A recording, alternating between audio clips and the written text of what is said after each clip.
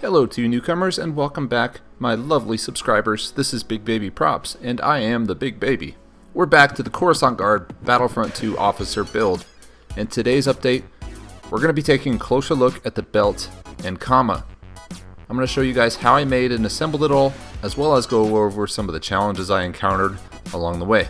Let's jump right into it and begin at the source of the inspiration inside Battlefront 2. Now in the Clone Wars appearances update, Battlefront 2 added the Coruscant Guard Legion. They also made some cosmetic changes to the classes, such as removing the comma from the Specialist class and adding it to the new Armored Officer skins. Let's look closely at the material of the comma to try and get a better idea of what we need to make it out of. As you can see, it kind of has some horizontal and slight vertical lines. This would indicate kind of a weave pattern, and it's also a dark gray. Studying how it moves around as you run also shows us that it needs to be very flexible. For most commas, I would say go with a leather material, but in this case I thought a burlap with a heavy threading was the way to go. That'll give us those nice vertical and horizontal lines that we see. The only problem with this material is that it's kind of see-through if you look close enough, so what I ended up doing was overlapping two layers. Obviously, the comma also has a red trim that matches the rest of the armor. In order not to clash too much, I found a red burlap trim that matched both the armor in color and the material of the comma quite well. Cutting out the comma pattern and pinning it wasn't too difficult. I left a lot of extra room towards the belt in case we need to make the comma longer. From what I hear, the 501st is very particular about their comma length, so it's a lot easier to make it adjustable than it is to try and measure and cut it perfectly while you're wearing the armor. I'll admit I left the sewing of the trim to the professionals, but when they were done, we had a wonderful looking comma that wasn't attached to anything and was a bit too long.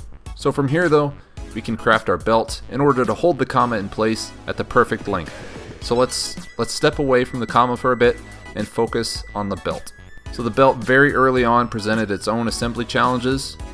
For starters, it was way too big to be printed in one piece on my printer, so I had to slice it up in Mesh Mixer. Once it was cut up, I was able to fit all the pieces on my print bed and commence with the printing. But once it was printed, I realized it was actually too narrow when it was fully assembled to simply slide over my shoulders or to pull up past my thunder thighs. So what I ended up doing was leaving the front quarter portion disconnected from the others, so that I could slide my waist into the belt and then connect the missing piece with Velcro. So as not to create a visible seam line, I cut the belt so that the large ammo boxes on front, when they attached to the belt, they would cover up the seam line between the one disconnected piece and the three connected pieces. I also did that with Velcro. The rest of the ammo boxes I was able to slide onto the belt with the built-in loops that they have. I did have to cut them up a bit since they simply wouldn't slide onto the belt though. You've probably noticed the holsters by now. I'm going to save the explanation on that for when I do the video on the DC-17 blaster that the officer class has. I'm going to do a separate video on how I modeled the holsters and got them all ready to go when I do the video on that. So stay tuned. With the belt assembled in a way that it's wearable, we can now focus on how to attach the comma. It needs to be adjustable to be made longer or shorter, and I would appreciate having them be separable for easier travel.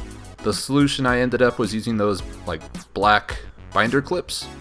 You know, the ones you probably pretended they were the LAAT gunships back when you were a kid, to clip onto the comma in 6 places. Now those binder clips are metallic, so I used that to their advantage and used some very strong magnets glued onto the belt that should hold the binder clips in place.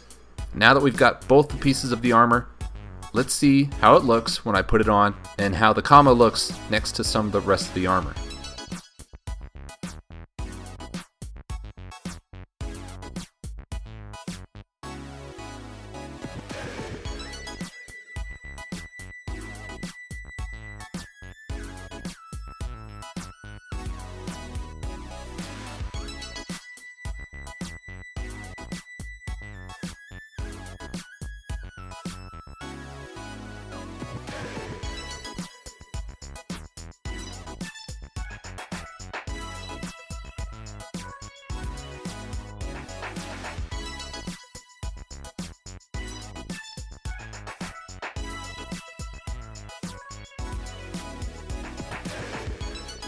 So there you go guys, that is how I made my belt and comma.